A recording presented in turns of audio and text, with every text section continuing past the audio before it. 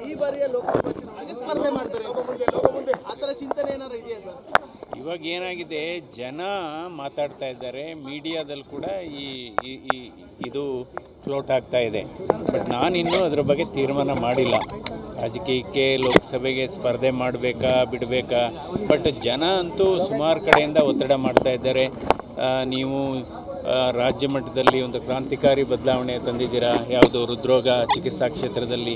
So ಇದೇ ರೀತಿ ನೀವು ರಾಷ್ಟ್ರ ಮಟ್ಟದಲ್ಲಿ ಯಾಕೆ ನಿಮಗೆ ಅವಕಾಶ ಸಿಕ್ಕಿದರೆ ನೀವು ತರಬಾರ್ದು ಈ ಥರ ಸುಧಾರಣೆನ ರಾಷ್ಟ್ರ ಮಟ್ಟದಲ್ಲಿ ಆರೋಗ್ಯ ಕ್ಷೇತ್ರದಲ್ಲಿ ಅಂತ ಜನ ಒತ್ತಾಯ ಮಾಡ್ತಾ ಇದ್ದಾರೆ. ಇದ್ರ ಬಗ್ಗೆ ನಾನು ಇನ್ನೂ ತೀರ್ಮಾನ ತೆಗೆದುಕೊಂಡಿಲ್ಲ. ಮುಂದೆ ಅಕಸ್ಮಾತ್ ತೀರ್ಮಾನ ತೆಗೆದುಕೊಂಡ್ರೆ ನಿಮಗೆ ತಿಳಿಸ್ತೀನಿ. But at this point of time ನಾನು ಇನ್ನೂ ಆಲೋಚನೆಯಲ್ಲೇ ಇದ್ದೀನಿ.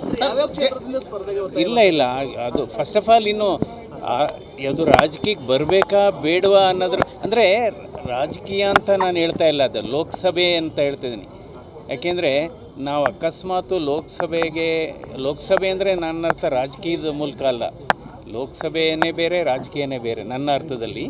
ಸೊ ಹೀಗಾಗಿ ಇನ್ನೂ ಆಲೋಚನೆಯಲ್ಲಿದ್ದೇನೆ. ಸೊ ಮುಂದಿನ ದಿನಗಳಲ್ಲಿ ಇದ್ರ ಬಗ್ಗೆ ಸ್ಪಷ್ಟ ನಿಲುವನ್ನು ಹೇಳ್ತೇನೆ. ಸೊ ಈಗಂತೂ ನಾನು ಇನ್ನೂ ಆಲೋಚನೆಯಲ್ಲೇ ಇದ್ದೇನೆ. ಆರೋಗ್ಯ ಸೇವೆ ಮಾಡಿದ್ರಿ, ಜನಸೇವೆ ಮಾಡಬೇಕು ಅನ್ನೋ ಒತ್ತಡ ಇದೆ, ಒತ್ತಾಯ ಇದೆ. ಅಂದರೆ ಇದು ಆರೋಗ್ಯ ಕ್ಷೇತ್ರದಲ್ಲಿ ಮಾಡಿರೋದು ಜನಸೇವೆ, ಅಂದರೆ ರಾಷ್ಟ್ರ ಮಟ್ಟದಲ್ಲಿ ಜನಸೇವೆ ಅಂದರೆ ಸುಧಾರಣೆ ಬರತಕ್ಕಂಥ ಅವಕಾಶ ಕೆಲವರು ಹೇಳ್ತಾ ಇದ್ದಾರೆ. ನನ್ನ ಸ್ನೇಹಿತರು ಆಗ ಮಾಡಬೇಕು ಅಂತ ಕೆಲವು ಹಿತೈಷಿಗಳು, ಕೆಲವು ಚಿಂತಕರು ಹೇಳ್ತಾ ಇದ್ದಾರೆ. ಇದ್ರ ಬಗ್ಗೆ ಇನ್ನೂ ನಾನು ಸ್ಪಷ್ಟವಾದಂಥ ತೀರ್ಮಾನ ತೆಗೆದುಕೊಂಡಿಲ್ಲ. This is my view. ಮೊನ್ನೆ ಒಂದು ವೇದಿಕೆಯಲ್ಲಿ ಪುಟ್ಟರಾಜ್ ಅವರ ಒತ್ತಾಯ ಮಾಡಿದ್ರು, ಸ್ವಾಮೀಜಿ ಅವರು ಕೂಡ ಕೇಳ್ಕೊಂಡಿದ್ದಾರೆ. ಅಲ್ಲಲ್ಲ, ಅದಾಗಿದೆ ಕೆಲವು. ಈಗ ನಂದೇನಾಗಿದೆ, ಇದು ಕಾಕತಾಳೀಯ. ಈಗ ಮೊನ್ನೆ ಜ್ಞಾನ ವಿಜ್ಞಾನ ಮತ್ತು ತಂತ್ರಜ್ಞಾನ ಸಮ್ಮೇಳನ ಆದಿಚುಂಚನಗಿರಿಗಾಯಿತು, ಇವತ್ತಿದಾಯ್ತು. ಈಗ ನಾಳೆ ಮೈಸೂರಿಗೆ ಹೋಗ್ತಾ ಇದ್ದೀನಿ.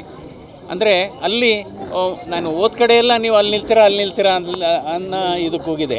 ಬಟ್ ಇದ್ರ ಬಗ್ಗೆ ಈಗ 26 ತಿರ್ಗ ಮೈಸೂರಲ್ಲಿ ಒಂದು ನಾಗರಿಕ ಸನ್ಮಾನ ಇದೆ.